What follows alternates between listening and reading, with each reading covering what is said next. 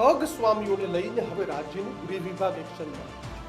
છેલ્લા ઘણા બધા દિવસથી સ્વામિનારાયણ સંપ્રદાયના અલગ અલગ સાધુ સંતો અલગ અલગ વિવાદમાં આવ્યા. કોક દુષ્કર્મના કેસમાં, કોક સૃષ્ટિ વિરુદ્ધના કૃત્યમાં.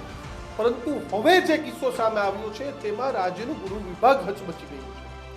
અમારો આશ્રય કોઈ પણ સંપ્રદાયને ટાર્ગેટ કરવાનો નથી, પરંતુ આ સ્વામિનારાયણ સંપ્રદાયના સંતો છે, જો કે વડતાલથી એવું કહી દેવામાં આવ્યું છે કે આ સંતો સાથે અમારે કોઈ લેવા દેવા નથી. પરંતુ હવે આ સંતોને લઈને રાજ્ય સરકાર જબરજસ્ત એક્શનમાં આવી છે અને સીઆઈડી ક્રાઇમને તપાસ શોધી છે. કોઈ હિસ્ટ્રી સીટર કે ગુનેગાર પણ ન કરી શકે એવા કારનામાઓ આ સાધુ સંતોની, કથિત સાધુ સંતોની ઓળખી કરતા હતા. તેના એક બાદ એક કારનામા સાંભળીને તમે પણ ચોંકી જશો, કારણ કે રાજ્યમાં કોઈ એક સ્થળે નહીં પરંતુ અલગ અલગ સ્થળે પોતાનું સામ્રાજ્ય બિછાવી રાખ્યું હતું અને કઈ રીતે પૈસા ખેરવી લેવા, કૌભાંડ કરી લેવા અને ધર્મના નામે કટિંગ કરવું તે આ સંતોમાં હતું. કારણ કે બધી રીતે પૂરા હતા.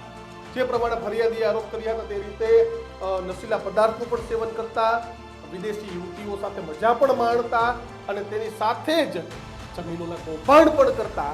તો આ તમામ ગુણો ગુંડામાં હોય તો સમજાણું કે કહેવાય છે કે હું ગુંડો છું, પરંતુ આ તો સાધુના રૂપમાં શેતાન, એટલે કે પ્રકારનું કૌભાંડ હતું. જો તેની વાત કરવામાં આવે તો અમદાવાદ, રાજકોટ, સુરત સહિત રાજ્યના અલગ અલગ વિસ્તારમાં એક સુનિશ્ચિત મોડેસ ઓપરેન્ડી અને એક ઓર્ગેનાઇઝેશન ગેંગ હોય તેની જેમ આ સાધુ સંતોની ટોળકી કાર્યરત હતી. ધાર્મિક સંસ્થા કે ગૌશાળા બનાવવા સાધુને ખૂબ મોટી જમીન લેવાની વાત કરી, ખેડૂત પાસેથી જમીન ખરીદવાવી, ઊંચા ભાવે સાધુને વેચાવી આપવાની લાલચ આપી અને રાજ્યવ્યાપી આ ગેંગ હતી તેનો પર્દાફાશ થયો છે અને તે ગેંગ છે તે સક્રિય પણ થઈ હતી. આ ચોક્કસ મોડેસ ઓપરેન્ડીથી લોકો સાથે છેતરપિંડી કરવામાં આવી હોવાની ગંભીર બાબત ધ્યાન આવતા હર્ષ સંઘવી પણ સક્રિય થયા અને આખી ઘટનાની તલસ્પર્શી તપાસ થાય અને ગેંગના તમામ સભ્યોને કડકમાં કડક સજા થાય તે ઉદ્દેશથી સીઆઈડી ક્રાઇમને તપાસ સોંપવાનો નિર્ણય છે તે લેવામાં આવ્યો છે. આ ગેંગ છે તે એટલી ઓર્ગેનાઇઝ હતી કે ફક્ત કોઈ એક સ્થળે નહીં પરંતુ ગુજરાતના અલગ અલગ સ્થળે આ ગેંગનું સામ્રાજ્ય હતું. આ સંદર્ભે Viramgam town police station, Naranpura police station, Varachha police station, Dhandhuka police station, Rajkot, Sabarkantha, Surat, Wadhwan સહિતના વિસ્તારમાં પોલીસ ફરિયાદ તેમજ અરજીઓનો ભોગ બનનાર નિર્દોષ વ્યક્તિઓ દ્વારા કરવામાં આવી છે. હવે વાત કરવી છે આ સાધુ સંતોની મોડેસ ઓપરેન્ડી છે, કારણ કે ઘણા બધા સમયથી આ સંતો વિવાદમાં આવ્યા, પરંતુ જબરજસ્ત મોડેસ ઓપરેન્ડી હતી. આણંદ સ્વામિનારાયણ મંદિરના બહાને સુરતના તબીબના 1.34 કરોડ ખંખેરિયાની ફરિયાદ પણ નોંધાવી. ત્યારબાદ સુરત વોર્ડ નંબર 22ના કોર્પોરેટર અને પાણી સમિતિના ચેરમેન હિમાંશુ રાહુલજીએ વારંવાર રૂપિયાના 1 કરોડની માંગણી કરી હતી, પરંતુ રૂપિયા આપતા તેઓએ ક્રાઇમ બ્રાન્ચમાં ફરિયાદ કરી, કારણ કે રૂપિયા આપ્યા જ નહીં ને ત્યારબાદ રાજકીય નેતાઓ પણ ક્રાઇમ બ્રાન્ચના શરણે ગયા અને છેલ્લે રાજકોટમાં જમીન મકાનના કામ કરતા જસ્મીન માઢકે સ્વામી સહિતના આરોપીઓ સામે છેતરપિંડીની ફરિયાદ નોંધાવી. દહેગામ તાલુકાના લીમ ગામ ખાતે 510 વીઘા ખેતીની જમીન ખરીદી અને ત્યાં ગૌશાળા તથા પોઈચા જેવું ભવ્ય મંદિર બનાવવાનું કહી 3.40 કરોડની જમીન રાજકોટના જમીન દલાલ સાથે છેતરપિંડી કરી અને હડપવાનો કારસો હતો. શિકાર કઈ રીતે બનાવતા હતા, આ તો મોડેસ ઓપરેન્ડી છે. આ ઓર્ગેનાઇઝેશન ગેંગ દ્વારા આચરવામાં આવતી મોડેસ ઓપરેન્ડી એવી હતી કે સૌપ્રથમ તો આ ગેંગના સભ્યો કોઈ જમીન ખરીદ વેચાણના ઉત્સુક હોય તેવા લોકોને મળે અને તે વ્યક્તિને આઈડેન્ટિફાઈ કરવામાં આવે. ત્યારબાદ તેમને કોઈ ચોક્કસ ગામમાં 200, 300 કે 400, 500 વીઘા જમીન બતાવવામાં આવે.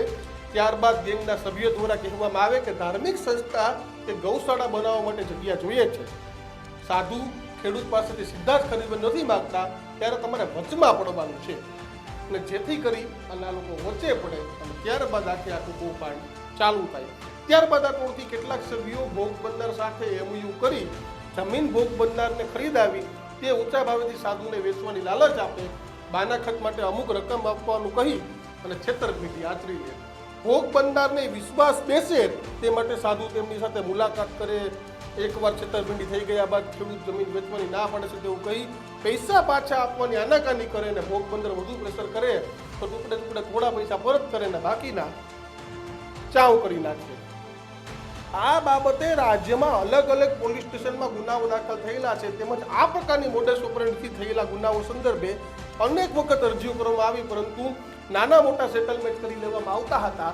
પરંતુ આ વખતે રાજકોટના એક જમીન દલાલે આ સાધુની પોલ છે તે ખોલી નાખી છે. કારણ કે ખેડૂતને છેતરવાનો, જમીન દલાલને છેતરવાનો, દારૂ પીવાના, બિયર પીવાના, નશીલા પદાર્થ અને વિદેશીઓના શોખીન, તમને સ્વામી તો કહેવા જ નથી, પરંતુ તમે એક હિસ્ટ્રી સીટર ગુંડાથી પણ તમારી બદતર હાલત છે કે તમે સંપ્રદાયના નામે, ધર્મના નામે ધતિંગ કરીને બેસી જાવ છો. અરે ભાઈ, તમને કોને કીધું તું તમે ધર્મના નામે ધતિંગ કરો? તમને કોને કીધું તું સાધુ બનો? અરે બહાર કપડાં ઉતારીને સફેદ કપડાં પહેરીને ફરો ને ભાઈ. તમે કેસરી કપડાં પહેરી અને તમારી જાતને તમે સાધુ ગણાવો અને પછી આ બધા ધંધા કરો, એટલે કરતા તો તમે સાધુ નતા નહીં. સારું હતું કે તમારા બે ચાર લોકોના કારણે આખા સંપ્રદાયો પર કલંક લાગી જાય. આ સંસ્કાર છે સ્વામિનારાયણ સંપ્રદાયના સાધુના કે તમે વિદેશી યુવતી સાથે મજા માણવા જાઓ, તમે જમીનોના કરોડોના કૌભાંડ આચરો. સ્વામિનારાયણ સંપ્રદાયના સંતના કેવા રૂપ હોય ને, તે પૂજ્ય ગુણાતીતાનંદ સ્વામી, સદગુરુ સ્વામી, આવા અનેક સાધુ સંતો આજે પણ આ પ્રકારનું જીવન જીવે છે.